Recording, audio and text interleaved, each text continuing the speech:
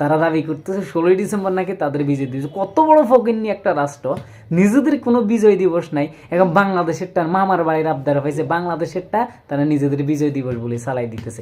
ধিক্কার তোদের জন্য, তোদের জাতির জন্য, নির্লজ্জ জাতি যারা নিজেদের বিজয় দিবস বলতে কোনো শব্দ নাই, অন্যদের বিজয় দিবসকে নিজেদের বিজয় দিবস বলে চালাই দিতেছে। তোমাদের উপর ধিক্কার ভারতীয়রা, তোমরা তোমার সাধারণ মানুষ যারা, তারা কিভাবে মানে নিতেছো যে অন্যের জিনিস নিজেদের বলে দাবি করা, যেটা বিশ্বব্যাপী স্বীকৃত, এটা বাংলাদেশের বিজয় দিবস, সেটাকে তোমরা তোমাদের বিজয় দিবস বলে মানে নিচ্ছ। এখন তোমাদের নেতারা বলতেছে নরেন্দ্র মোদীর মতো একটা খাটাইস, সে বলতেছে আর তোমরা সেটার সাথে হাততালি দিচ্ছ।